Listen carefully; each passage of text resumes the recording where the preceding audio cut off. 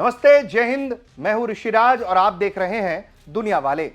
आज दुनिया वाले के एपिसोड में हम बात करेंगे भारत और उसके जिगरी यार की, जिसकी दोस्ती तोड़वाने के लिए दुनिया की बड़ी से बड़ी ताकतें विफल होती नजर आई हैं बीतते वक्त के साथ। कौन है ये दोस्त? जी हां, ऑल टाइम फेवरेट दोस्त, बात है रूस की। भारत और रूस की दोस्ती के चर्चे पूरी दुनिया में रहे हैं। भारत के प्रधानमंत्री नरेंद्र मोदी और रूसी राष्ट्रपति व्लादिमीर पुतिन की दोस्ती और दोनों के बीच में जो जुगलबंदी दिखती है वो भी बहुत खास हो जाती है। लेकिन इस दोस्ती को नजर लगाने वालों की भी कमी नहीं है। दुनिया की बड़ी से बड़ी ताकतें ये चाहती हैं कि ये दोस्ती टूट जाए। हाल के दिनों में जब रशिया यूक्रेन के बीच में युद्ध शुरू हुआ बीते वर्षों, तो लोगों ने कहा भारत से कि भैया आप साइड लीजिए, रूस की आलोचना करिए, रूस से कोई व्यापार मत करिए, रूस पर दबाव बनाइए।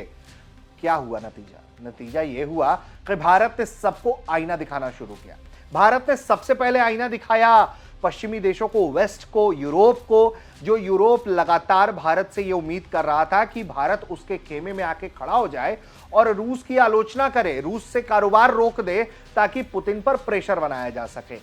वहीं दूसरी तरफ अमेरिका भी इस जुगलबंदी में लग गया कि कैसे भी करके भारत को रोका जाए, टीका टिप्पणी की जाने लगी। तो उसके बाद भारत ने हमेशा की तरह अपने दोस्त से दोस्ती ही निभाने का फैसला किया। भारत लगातार यह बात कहता रहा कि यूक्रेन में शांति होनी चाहिए, बैठकर बातचीत की जानी चाहिए, लेकिन भारत ने रूस का साथ नहीं छोड़ा। यही वजह है कि एक बार फिर भारत रूस की दोस्ती आज के वक्त में भी चर्चा के विषय में है। दरअसल रूस लगातार भारत को कच्चा तेल बेच रहा था। इसे रोकने के लिए तमाम तिड़कम किए गए, सैंक्शंस लगाए गए, लेकिन भारत और रूस ने हमेशा एक दूसरे के साथ काम करने को लेकर नए नए रास्ते, नए नए आयाम हासिल किए। आज इस वीडियो में आपको बताएंगे भारत और रूस को लेकर रॉयटर्स न्यूज एजेंसी ने जो सूत्रों के हवाले से खबर दी है, वो अमेरिका से लेकर यूरोप का माथा घुमा चुका है वो खबर। कारण जानते हैं?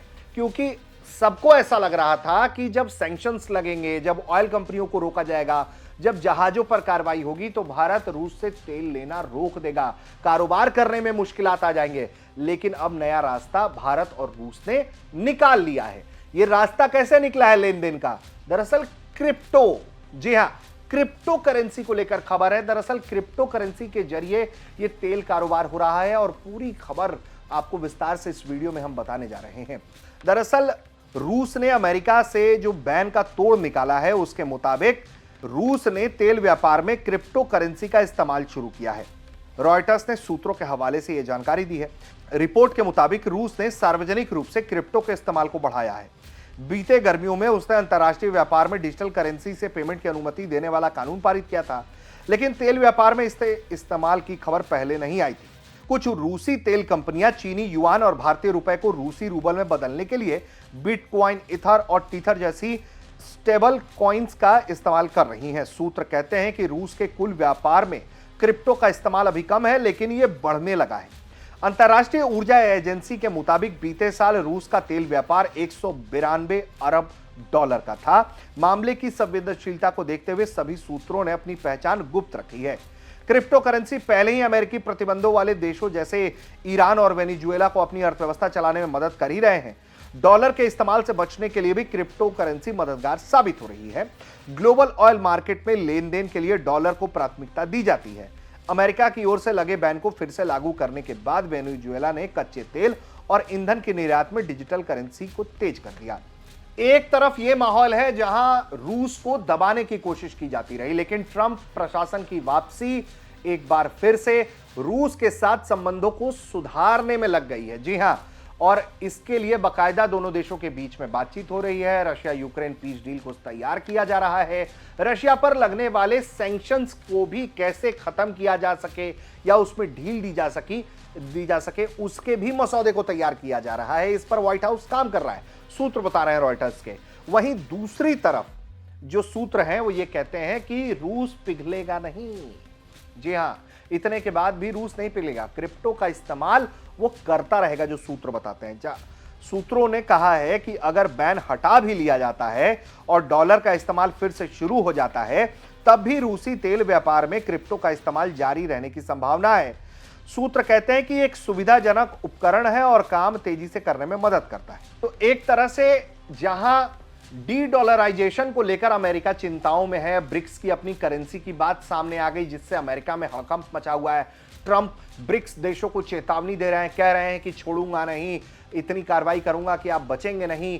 इसको लेकर तमाम तरह की बातें होती रही और उन सब के बीच में एक और नया तरीका कि डॉलर के प्रभुत्व को खत्म किया जा सके, उस दिशा में काम हो रहा है। तो ये वाकई में एक तरीके से अमेरिका की परेशानी बढ़ाने और जो दुनिया के दूसरे देश हैं वो अमेरिका के प्रभुत्व को कम करने, अपने अस्तित्व को मजबूत करने की दिशा में काम करते हुए दिखाई दे रहे हैं। अब आपको हम बताएंगे इस वीडियो में कि कैसे ये कारोबार होता है, वो भी जरा समझिए। दरअसल लेन देन की जानकारी जो रखते हैं वो सूत्र बताते हैं कि ये व्यापार कैसे करता है। इसके लिए एक उदाहरण उन्होंने दिया कि रूसी तेल का एक चीनी खरीदार बिचौलिए के रूप में काम करने वाली एक व्यापारिक कंपनी को युआन में भुगतान करता है। यह भुगतान एक विदेशी खाते में किया जाता है। बिचौलिया जो है इस क्रिप्टो में बदल देता है और दूसरे खाते में ट्रांसफर कर देता है। वहां से इसे रूस में एक तीसरे खाते में भेजा जाता है और रूबल में बदल दिया जाता है। एक रूसी तेल व्यापारी की चीन की बिक्री के लिए क्रिप्टो लेन देन प्रति महीने करोड़ों डॉलर के आसपास है। बहुत बड़ा डिजिट है।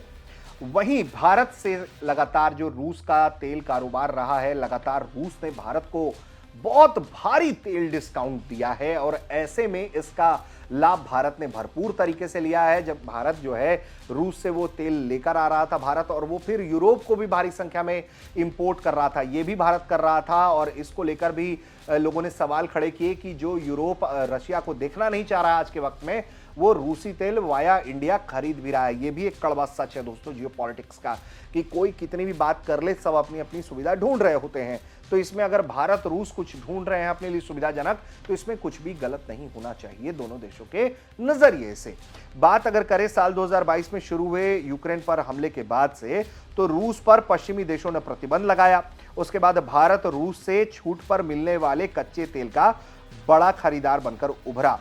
फरवरी में रूस से तेल का आयात जनवरी की तुलना में 3% कम हो गया और यह आंकड़ा आ गया 15.4 लाख बैरल प्रतिदिन। और ये संख्या जो है वो बताया ये जा रहा है, रिपोर्ट से बता रहे हैं कि मार्च के महीने में वापस से उछाल पर है और वापस से खरीदार बढ़ रहा है।